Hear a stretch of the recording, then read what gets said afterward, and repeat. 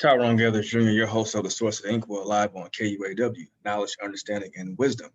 You can check out this broadcast and other broadcasts like this one on our station on KUAW.org, or you can go to YouTube, Facebook, Twitter, Twitch, Periscope, YouTube, your Amazon, and your Google Dot, and say KUAW Radio, and we'll pop right up.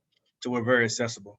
Also, if you have any questions or comments or concerns, please call 816-599-6893 or email us at KUAWLPFM985@gmail.com.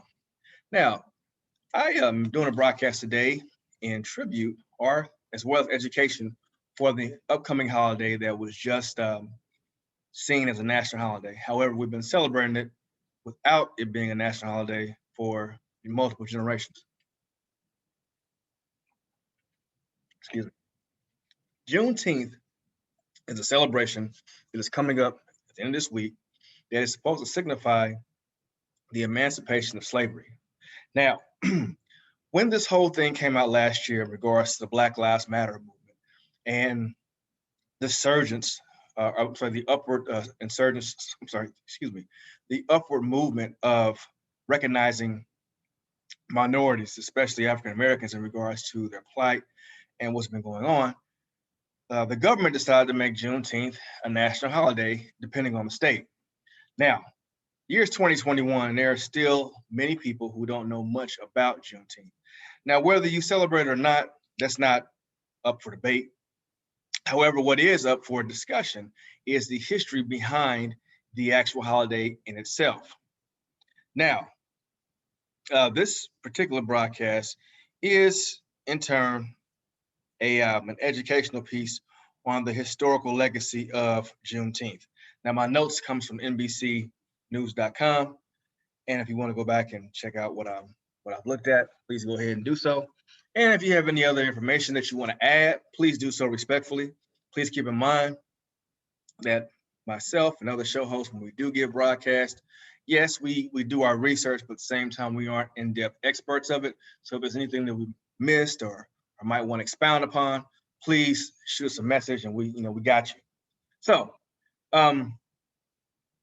first things first, Juneteenth is in fact the oldest, well-known celebration of honoring the end of slavery in the United States. Note, I said well-known because in my opinion, I personally feel that the emancipation of slavery was way before, the celebration of the emancipation of slavery was way before it was even emancipated. Personally, I feel that you can't free something that has the ability to free itself. That's just my opinion. So I personally feel that the freedom of our people have been celebrated way prior to this particular holiday.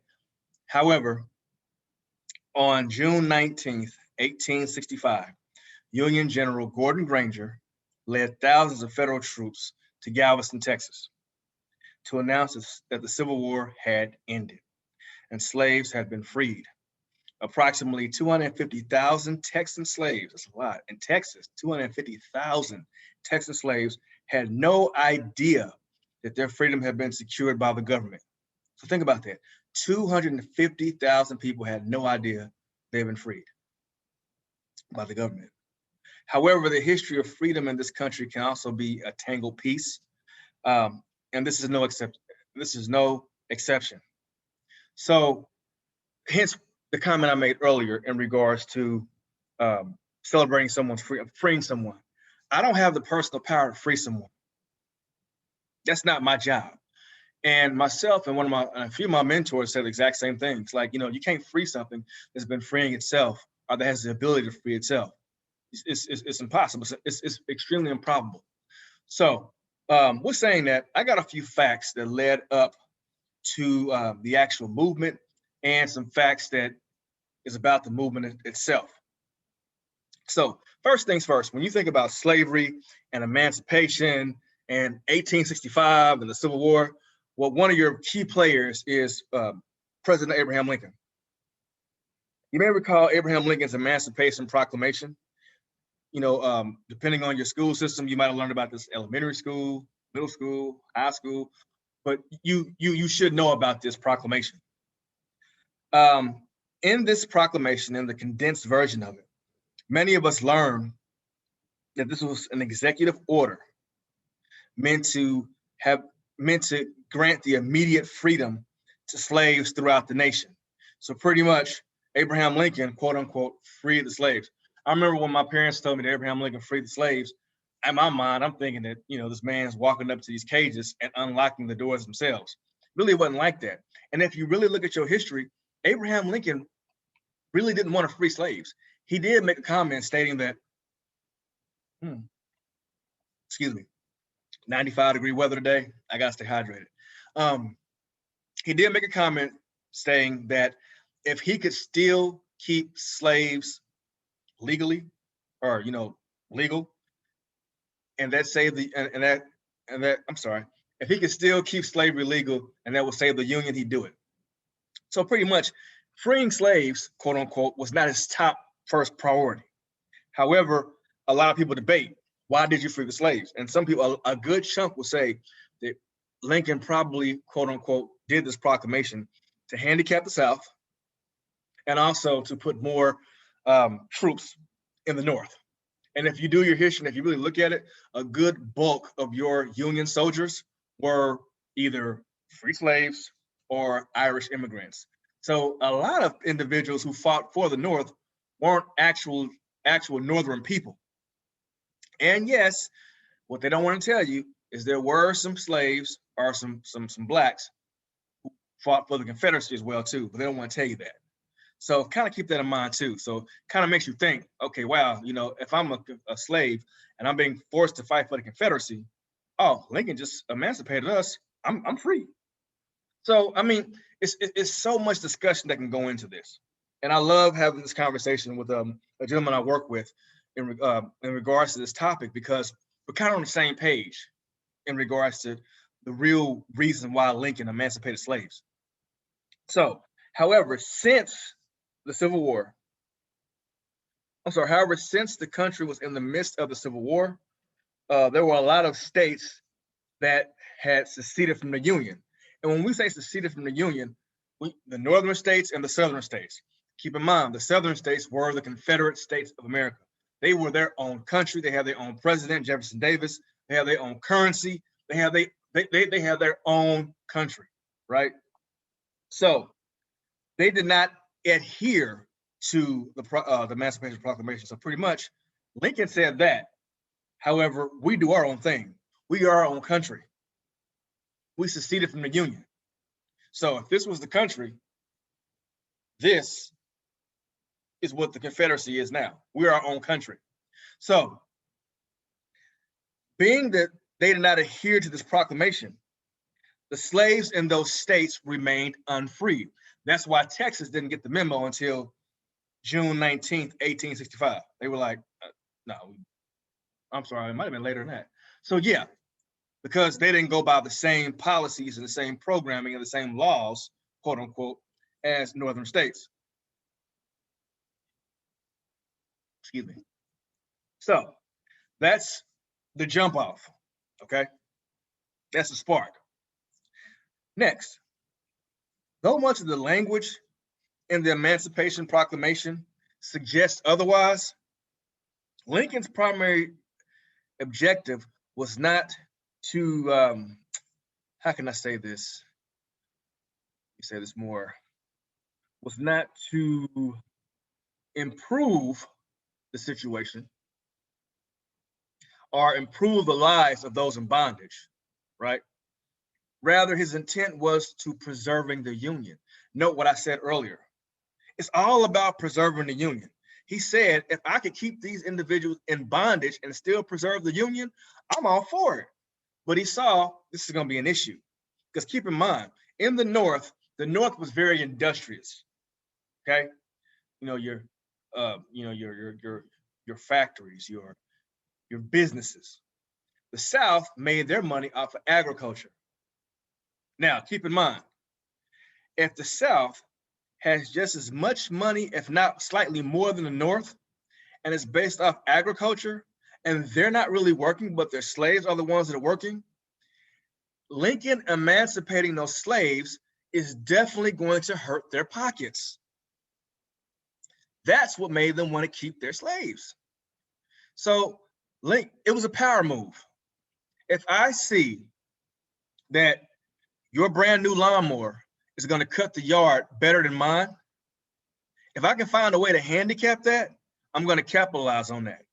And that's what we got going on here. So really, to be quite honest, the Emancipation Proclamation had nothing to do, well, I shouldn't say nothing to do. For the most part, it was not in favor to improving the lives of those in bondage. Excuse me, it was in favor to preserve the Union, because that was more important. I want this country back together. How can I get this country back together? Oh, I'm going to take away your workers because they're already escaping up north. So I'm going to handicap you more. That's going to make you come running back to us.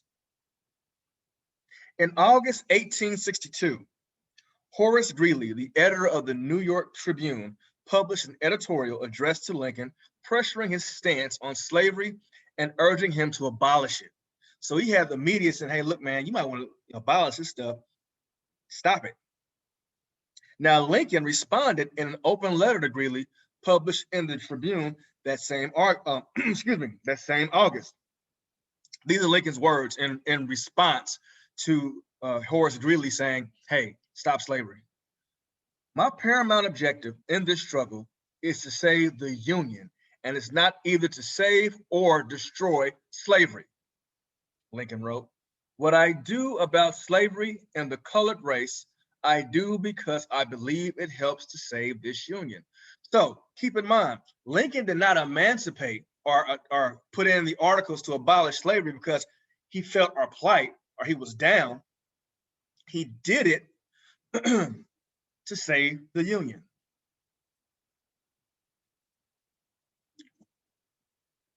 So it had nothing to do with how you felt about slavery, the fact that people were getting beat, killed, and lynched, women were getting raped, men were getting killed in front of their kids and shipped off, babies were being separated from their moms. None of that. No. So pretty much he said, I acknowledge all that. However, that's not my purpose. As president. Now, keep in mind, they say that Abraham Lincoln was the greatest United States president of all time because he put the Union together. Now, one thing I want people to understand is there's always blood behind that stuff.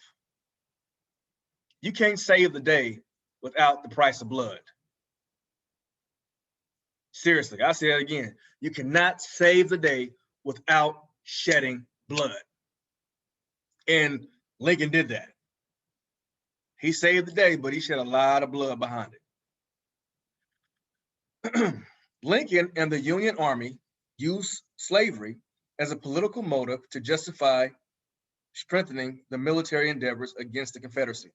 See, talked about that earlier. Black soldiers were able to fight for their Union when Lincoln passed the proclamation. Now, there's a movie called Django. Django was very, very acronomically incorrect. However, there is one thing that was correct. In this movie, Django was a freed slave, or a slave, however you want to put it, and he had a gun. And you kept hearing him saying, why does he have a gun? Well, by law, blacks couldn't, you could not be black and have a gun or touch one. Better not. You cannot be a person in bondage and hold a weapon. However, when Lincoln made endeavors to against the Confederacy, he allowed blacks to be your soldiers. They fought for your country. Matter of fact, now, that wasn't the first time blacks fought for this country. It was not, because if you look at the American Revolution, you had several freed blacks, your Moors that fought with this country, your Moroccan Moors. You also had some blacks, some Africans who were over here who were not even slaves, and they fought as well too. That's when the British came up with the Negro Papers to have slaves fight for the British against the revolutionaries, and said, hey, you fight for us, we give you freedom. So that wasn't the first time. So really, it's not unheard of, but at the same time, in this situation, the majority of your Union soldiers were African-American male and female. You had nurses too. So that's, you can look that up. Now, This all took place when Lincoln passed their proclamation.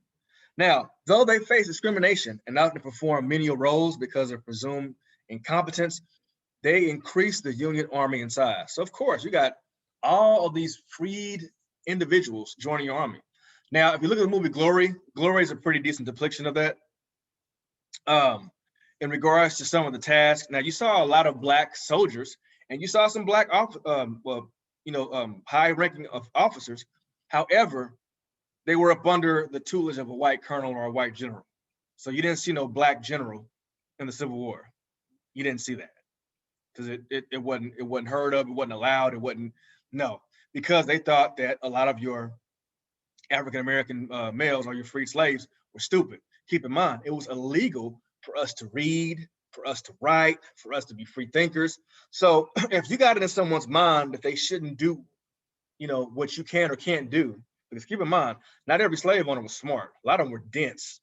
And a lot of times, the fact that they saw something that they thought was beneath them, was smarter than them, oh yeah, it was definitely a blow to their little ego.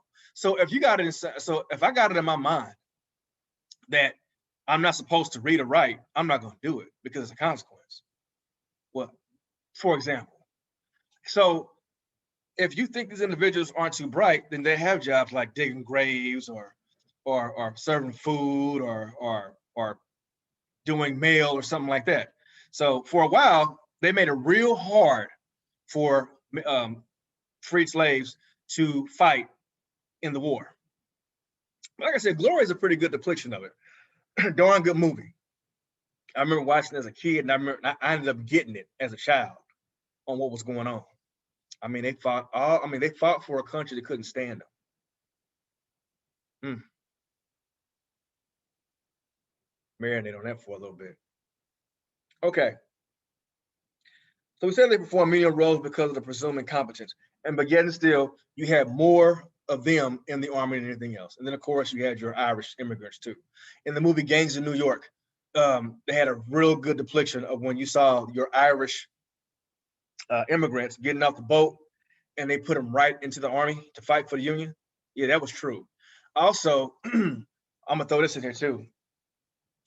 You saw a lot of interracial marriages, relationships, and interracial babies pop up. Now, I remember I was talking to my mom, and she said she was part Irish. And you'd be surprised how many Black folks in this country are part Irish, because I shouldn't say the same, but the Irish were discriminated against in the British Empire. Therefore, they came here. They saw that we were being discriminated against as well. And you saw, come on now, you got two individual groups who get kicked on and held down. What do? They join together. So you saw a lot of Irish and African descent coming together and making babies. If you don't believe me, go to Ancestry.com or all those other websites, check your DNA. And a good chunk of y'all might say Irish because, it is what it is. All right, next. The Civil War ended in April of 1865. The date is kind of foggy because it depends on whose side you're on. In June of that year, General Gordon Granger and his troops traveled to Galveston. And they announced General Orders Number 3. And it stated that the people of Texas are informed that an ordinance of this proclamation from the executive of the United States, all slaves are free. And you can find this article. And this article is discussing what was to take place on Juneteenth. And I'm gonna read some of this for you. This is the actual piece right here. The General Orders Number 3. The people of Texas are informed that in accordance with a proclamation from the executive of the United States, all slaves are free. This involves an absolute equality of personal rights and rights of property between former masters and slaves, and the connection heretofore existing between them becomes that between employer and hired labor. Note, hired labor. You're no longer my slave, you're my hired labor. The freedmen are advised to remain quietly at their present homes and work for wages. They are informed that they will not be allowed to collect at military posts. They will not be allowed to collect at military posts, and that they will not be supported in idleness either there or elsewhere by order of Major General Granger. So pretty much he's saying, hey, look, they're no longer slaves. Okay, moving right along. Now, I remember, speaking of Texas, I remember watching about the Alamo, and I believe it was David Bowie. David Bowie's the singer. Lord help. John Bowie, the man who came up with the big Bowie knife. John Bowie was one of the individuals that fought with the Texans against General Santa Anna's army. He got real sick and he had a slave with him. And this is the messed up part. According to some accounts, and keep in mind that the war with Mexico and Alamo was a few decades before the Civil War. So the slave was helping John Bowie with everything. John Bowie was sick. The slave was doing everything for him. So John Bowie made a comment and told the slave, if anything happens to me, and then as he was saying, the slave's thinking, okay, yeah, if you die, I'm free. He said, no, you ain't free. No, I'm giving you to somebody else. That's messed up. He said, if I die, your services need to go to this person over here. And that brother looked at him like, are you serious? Now, of course, John Bowie ended up dying. I don't know if the slave died. I got to go back and read up on that. But it was messed up that this man, even in death of his master, he was still enslaved. That's some messed up stuff. That's cold. Now, throughout the war, Texas was not as closely monitored as other battle states. Keep in mind, Texas was a republic. And for a while, Texas kind of did their own thing. Now, for the reason many slave owners went to Texas with their slaves. So let me just click on this real quick. I got to really excuse me. Okay. Texas did their own thing because, it was like they were a state, then again they weren't, then again they was, but then again you can do whatever you want. You can do something different. So it was a totally different thing with them. That's why you saw a lot of slave masters go there, because it wasn't really watched real closely. Okay. So I don't want to get off topic because I can talk about this all day. So go back to my notes. Like I said, because people who know me would know I will go off on a rabbit trail, and yeah. So it was relatively negligible in the Union presence because they didn't really look at it for real. That's why Texas was one of the last states to, abolish slavery. And slavery continued there for much longer. So once it was done, they really didn't say nothing. They just let it ride because it's Texas. After the Emancipation Proclamation went into effect, slaves in war-torn states often escaped behind Union lines or fought on its behalf. So once they found out, oh man, this is over with, and we still got to be enslaved, y'all crazy. They escaped and fought for the Union because Texas was out of the watchful eye of the United States government.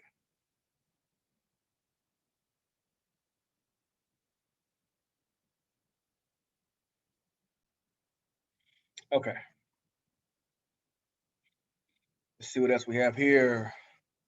The slaves who got the news were jubilant to hear of their freedom on Juneteenth. Of course, because this is illegal. Me sitting up in your house doing this work for you, it's illegal now. If you're not going to pay me, I can go. In the book, Lone Star Post, Memory and History in Texas, Felix Hayward, a former slave who gave a testimony about Juneteenth as part of a New Deal project recalled, the end of the war, it came just like that. Like you snap your fingers, hallelujah, broke out. Soldiers all of a sudden was everywhere, coming in bunches, crossing, walking, riding.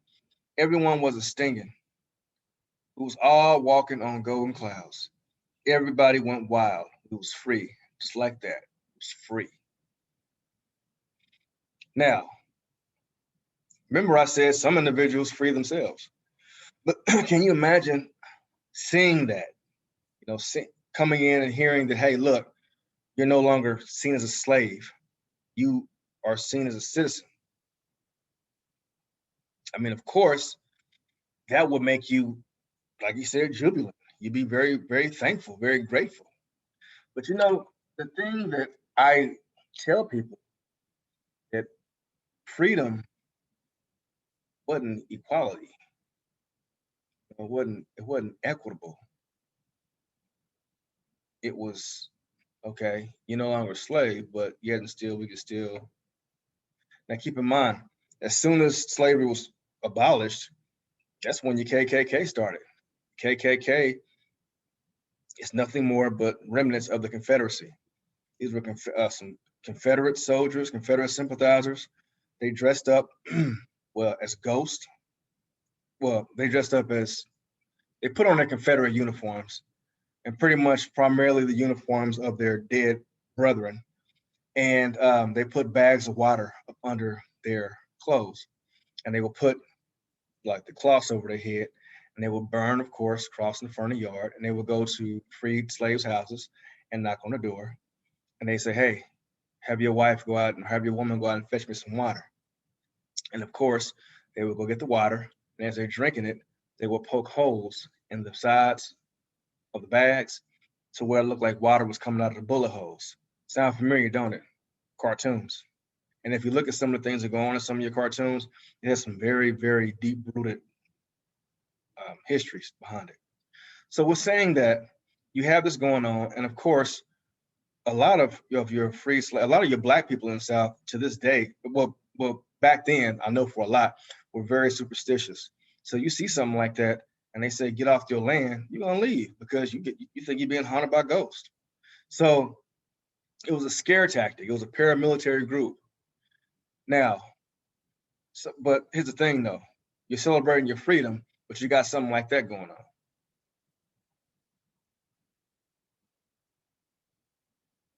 Now, please note, I'm not downplaying it.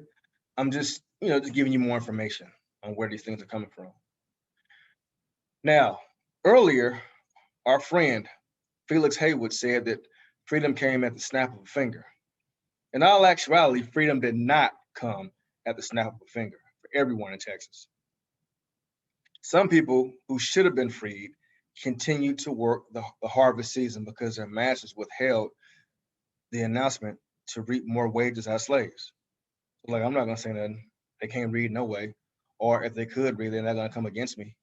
So still, yet again, using this tactic. This left many former slaves treated as though they were still in bondage. It wasn't as if they were still in bondage. They were still in bondage. There's no if to it. These slave masters withheld information in order to get more money from their slaves. That's messed up. That is messed up. I mean, we've seen information, situations before where someone would withhold information for their own benefit.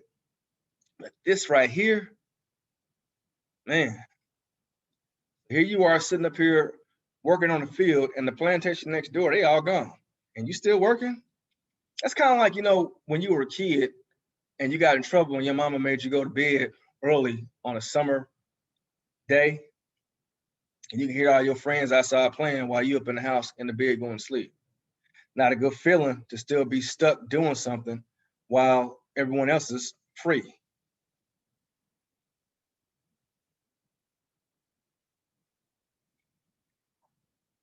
In the Lone Star past, Susan Merritt reported, lots of Negroes were killed after freedom, bushwhacked, shot down while they were trying to get away. You can see lots of Negroes hanging from trees in Sabine bottom right after freedom. So you got another one too. If I can't have you in bondage, you have death. So you saw a lot of slaves either killed, well, you saw either killed. They were either killed by way of lynching, or they were in turn kidnapped and put back into an enslavement situation, forced. I remember someone said, yeah, my grandparent was still a slave. They were like, what?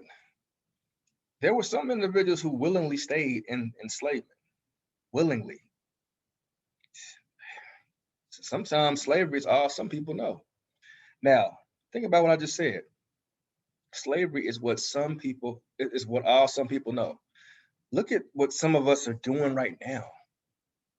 I remember I was watching Blackula, the second one, and I know, but hear what I'm saying. There were two pimps who were walking down the street and they were talking slick to Blackula, and he told them, brother, he said, look, he said, you enslaving your own kind. You know nothing. You know nothing. You enslaving your own. See, sometimes we feel that in order for us to appease the master, we must act like the master to our own people. And you got a lot of that going on too. So we had it bad. We had people that wanted us dead, back enslaved, or people were trying to make a mark off of us, trying to treat us a certain way. Just because something's made legal doesn't mean everyone's cool with it. I say it again. Just because something is made legal does not mean everyone's cool with it. I mean, and also just because something's legal doesn't mean it's always right. So it's legality is a gray area. I remember I was in high school and I asked my teacher, I said, if this was slavery times, would you own slaves? And she said, yes. We said, well, why? She said, well, it was a thing to do. And of course, we all hit the roof. But when I got older, I was listening to what she was saying. And I'm like, yeah, it was a thing to do. Now, could she have not answered the question like that? Of course. But she gave an honest answer. And you know what? I want you to literally ask people of color, if you could own slaves, would you? And you'd be surprised at some of the answers that you might hear. Because one thing that they don't want to tell you in history books is you had a lot of free blacks that owned slaves too. If you watch that movie, 12 Years a Slave, if you blink, you will miss Cicely Tyson's character. I want you to really focus on that part and you will see exactly what I'm talking about. Because you had free blacks that owned slaves as well too. It's like Django again. In the movie, he said ain't nothing worse than a black slaver. Well, you had so many people trying to put freed people back in bondage just to make a profit. It was crazy. All right, we are almost done. All right, we're gonna keep pushing. In the 1870s, this is my mama's favorite time period. You know why? Cowboys. She loves cowboys. Loves them. So every time I see the 1870s and 1880s, I always kind of smile because that was her thing. You know, she still is. I mean, she can't tell her nothing wrong about Clint Eastwood. Well, I don't know. Now you can, but yeah. All right. In the 1870s, a group of former slaves pooled $800 together through local churches to purchase 10 acres of land and create Emancipation Park to host future Juneteenth celebrations in modern day Houston. I didn't know that. So you had some former slaves pull together $800. Let's see how much $800 was back then in today's money. So I'm going to say how much was $800 in 1870. So pretty much $800 in 1870 is an equivalency of $16,439.39. Wow.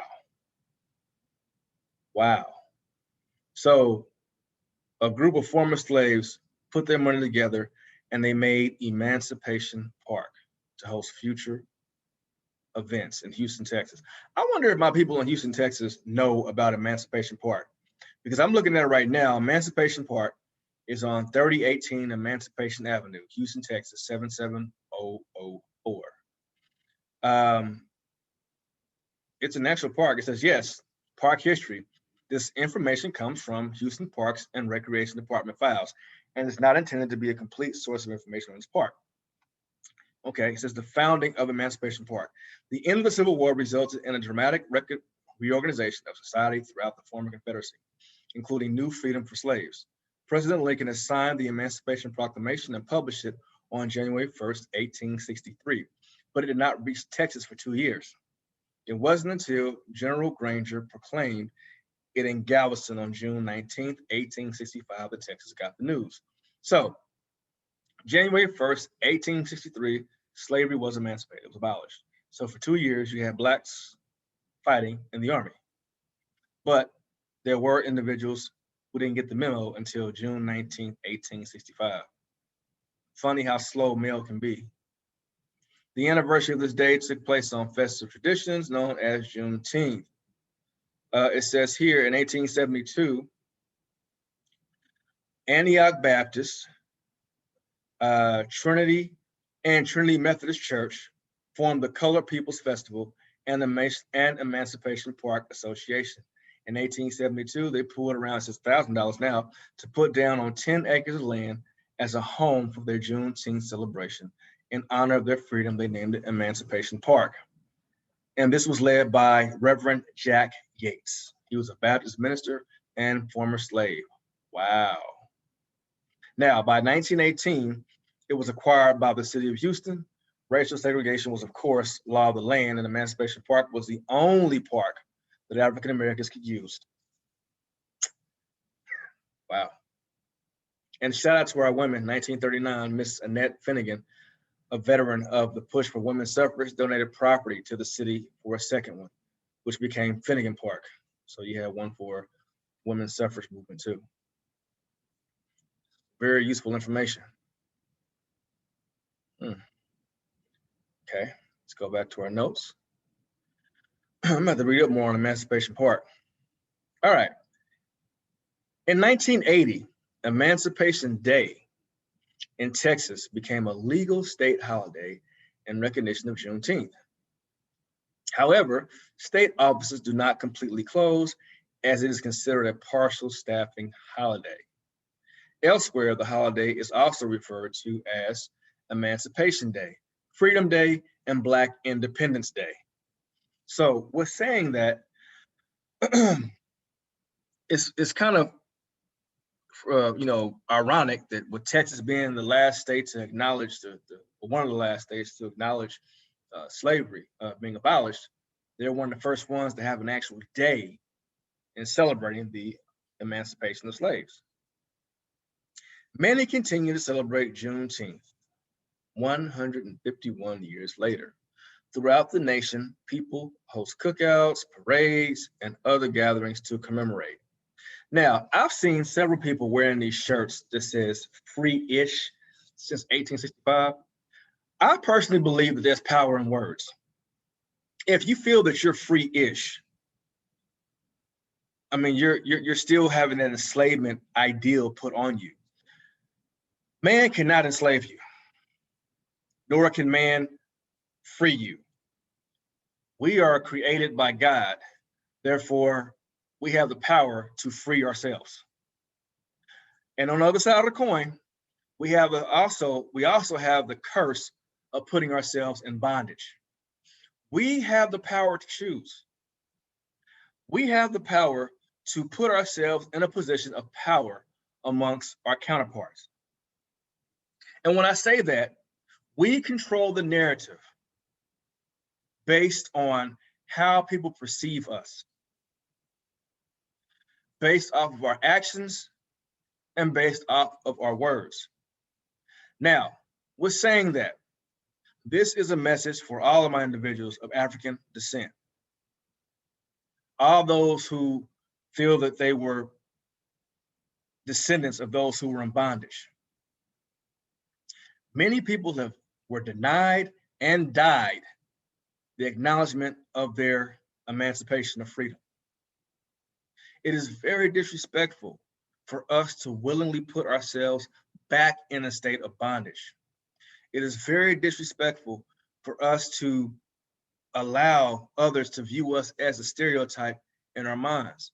D.L. Hughley said it best, one of the most dangerous places for us to be is in the imagination of someone racist.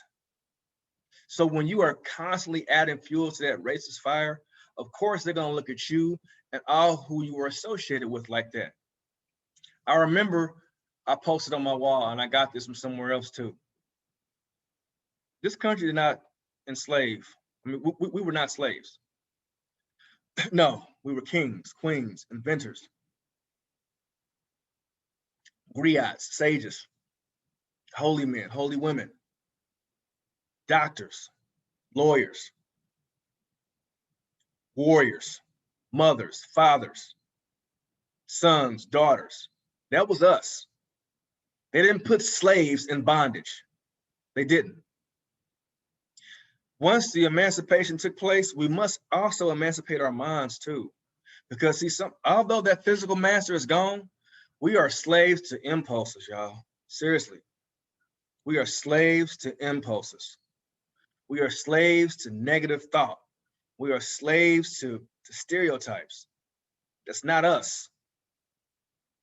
We are of a divine royal race, and we must take our seat back on the throne. We have to. If you want more information about Juneteenth, please utilize your Google, your Bing, if they still use that, and search and find more information. In the Kansas City area, you have the Black Archives on 18th and Vine. You also have the Bruce R. Watkins Cultural Center on Cleveland. And if you want to celebrate Juneteenth, please look at whatever Juneteenth activities are in your city. In the Kansas City, Missouri area, there will be a Juneteenth celebration this Saturday. Let me get the correct date. This Saturday, it's moving slow. This Saturday, June 18th. I'm so sorry. This Saturday, June 19th, my apologies. This Saturday, June 19th, at the historic 18th and Vine area. There's going to be singers, performances, gospel extravaganzas, vendors, food, history, and doors open at 12 o'clock p.m. at noon. And the event should last probably all day. And I'm sure there's going to be like celebratory events after that too. So in the Kansas City area, 12 o'clock p.m., June 19th on 18th and Vine, you have a very, very nice and information and talent-packed Juneteenth celebration. I hope to see you there. This is Tyrone Gethers Jr., your host of the Source of the Inkwell. And in the Inkwell, education is like ink. Let it overflow and stain permanently.